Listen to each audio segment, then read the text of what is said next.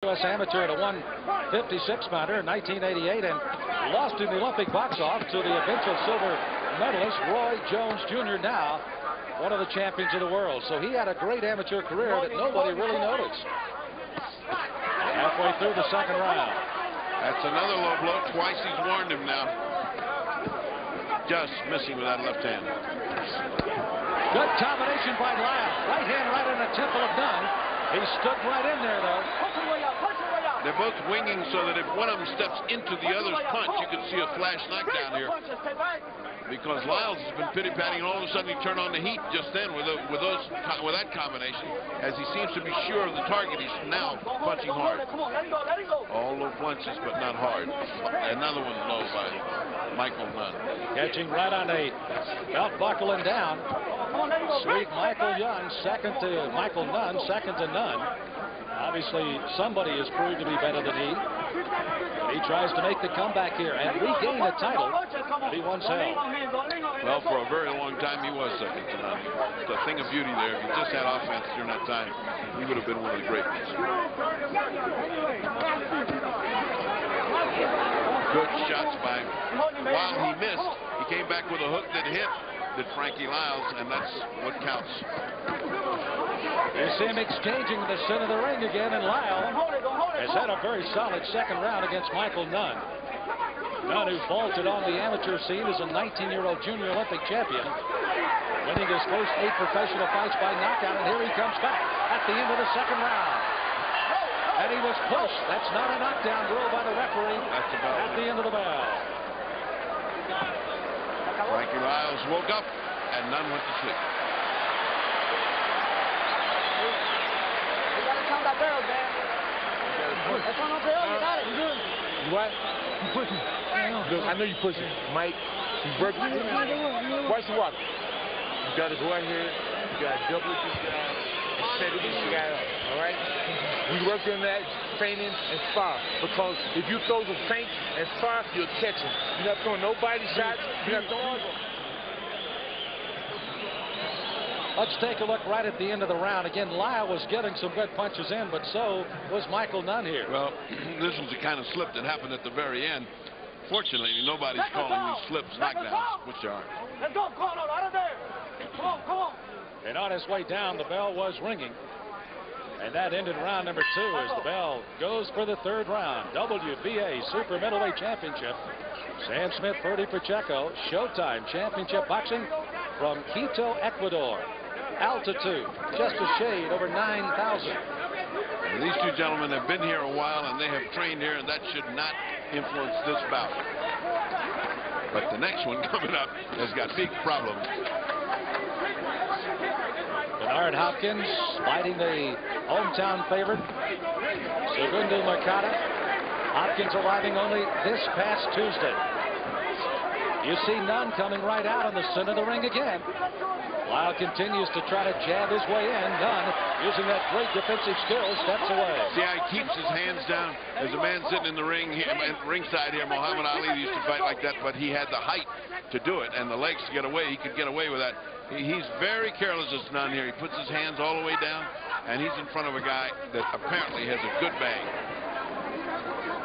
One of the nice things Liles has been able to do here, Ferdy, is that he's doubled up on that right hand. He leads with a lead left and then doubles with a right hand, and it's made some pretty good. There it is again. That's a nice combination in there, and that right and left landed like that, and then like that. Hey, those are 4 punches that landed. Big mark on the judge's scorecard, and Nunn looks over his corner like saying, that was nothing. I'll get started here pretty soon. That's bad. I'd like to see a fighter look to his corner. Speaking of Liles, again, training here since December the 1st. They actually went another 1,000 feet up. They did train at about 10,000. Literally trying to get acclimated to the altitude. He said the first 10 days, he said, was pure hell. He said, I just couldn't breathe. Well, you also have to wonder if he's going to miss Angelo Dundee in the corner. Look at that. You see Nunn coming back. His left-right combination backs Liles up. Liles tries to counter in the center of the ring. And that's very flashy for the audience, but that's all he's done this round, while the other guys solidly put in a good workmanlike performance. I mean, if that's what he's waiting for, you know, one of these flashing things. Meantime, he keeps getting hit an awful lot by Liles, who just keeps working. As I started to say, depends on the corner work. I mean, you've got an Angelo Dundee telling you what to do, and all of a sudden you haven't got him. How does that affect him? We'll see. Half a minute to go in the third round, scheduled for 12. Lyle again coming out, fighting behind a couple of jabs in the first round, but Nunn very active in round one. Lyle came back, took control in the second round. Good combinations. What I like about Lyle is the way he comes back with a hook after he's thrown a straight punch. I mean, he comes back in now, you just saw an uppercut that missed. And this guy doesn't forget. I mean, he just doesn't throw a punch and forget. He just says, here's another one, and then there's another one. That's the way you get points. He's building them up. There's the bell to end the third round, and you can hear the crowd appreciating what they're hearing right now, but not necessarily picking one of their favorites as the corners go busily to work. Don't eliminate the speed. You got, you know how we get close? That slap back move, slap back, part of that three-punch combination, feint, fire it again. Because he's ready to go. You got to slam that body, Mike. I'm telling you, I can't do it for you, man. You can do it. You can do it, man. Let's take a look at some of the Spears action in here. And you can see this is the middle where Nunn comes on. Two low plunges. That one was just at the peak of the cheek and the tip of the chin. In both times, where there's no heavy damage done, but it looked great. As you can see on there, it looks marvelous, except that he hadn't done any fighting for the other 2.5 minutes. And in his corner, Greg Page, the former great heavyweight champion, said, I can't do it for you. And he said, you didn't do it for yourself. Can you do it for me? This is a little surprised to have Greg Page in that corner. Was kind of a surprise to us when he walked in and said he was going to work with Michael Nunn tonight. Yeah, it was a surprise to me. He gave him good advice. He said, you're too fast. You're out slicking yourself.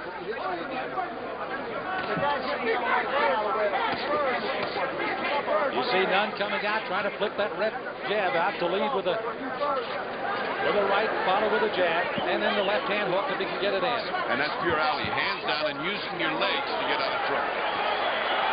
Almost backhanding his way in, and Lyle made him pay. Lyle's outboxing and outthinking him, and that's hard to believe when you know how good Nunn has been. It's just that he's workmanlike. This corner's got him working. I mean, like 3 minutes out of every round. No rest, no rest. Frankie Liles with that 25-1 record actually won his first 21 fights, 14 by knockout before he lost to Tim Liles for the USBA 168-pound title in Las Vegas. Lost a tough 12-round decision. That's the only blemish on his otherwise perfect pro career. They seem starting to lean on each other a little here in the fourth.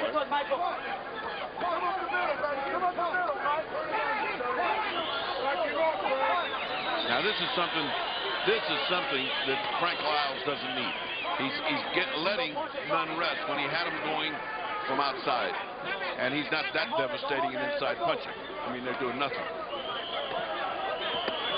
You know, Ferdy, we always hear the terminology of resting a round or two. It'll be interesting in this altitude in a 12-round championship fight when you're afforded the opportunity to do so. It may be even as early as this fourth round somewhat. Well, when you see men clinch and they clinch for long periods of time, that's what they're talking about, resting. I mean, that is resting.